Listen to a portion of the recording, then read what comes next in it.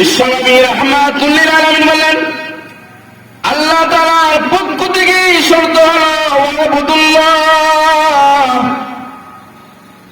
আল্লাহ তাআলার পক্ষ থেকে শর্ত হলো আল্লাহর ইবাদত করবা।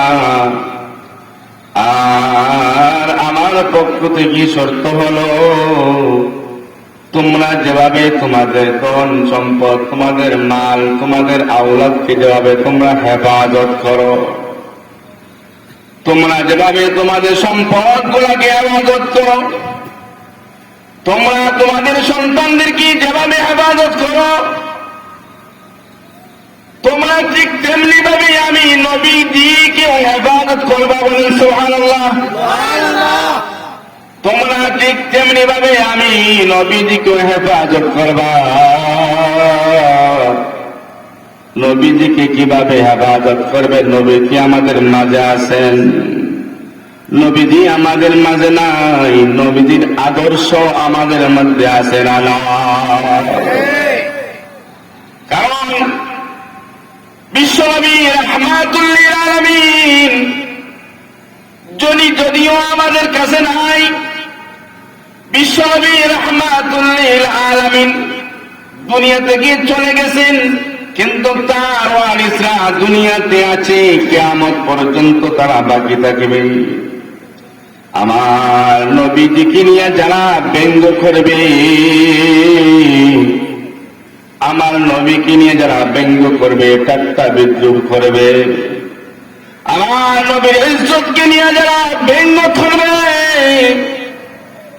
ওই সময় যারা প্রকৃত মুসলমান, যারা প্রকৃত ঈমানদার, তারা কোনদিন এই নবীজিকে নিয়ে যারা ব্যঙ্গ করেছে তাদেরকে কোনদিন ঈমানদাররা সহ্য করতে পারবে না। পারবে? কোনদিন সহ্য করতে পারবে না। ওই সময়, ওই কঠিন সময়, ওই দিনেই তোমরা আমি নবীজির ইজ্জতের হেফাজত করবা। আল্লাহ নবী বিশ্বনবী রাহমাতুল লিল আলামিন যখন আব্দুল্লাহ ইবনে রাওয়াহা রাদিয়াল্লাহু তাআলা আনহুকে দুইটা শর্ত জানিয়ে দিলেন। আব্দুল্লাহ ইবনে রাওয়াহা রাদিয়াল্লাহু তাআলা আনহু বিশ্বনবীকে বলেন, ইয়া রাসূলুল্লাহ, ইয়া হাবিবাল্লাহ, ওগো নবীজি, আমরা এই মর্মে আপনার কাছে, আমরা এই মর্মে শপথ করলাম,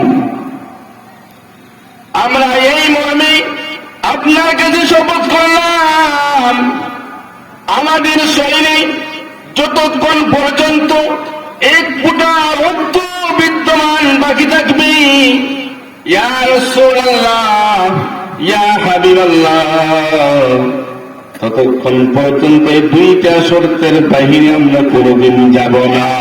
সুবহানাল্লাহ।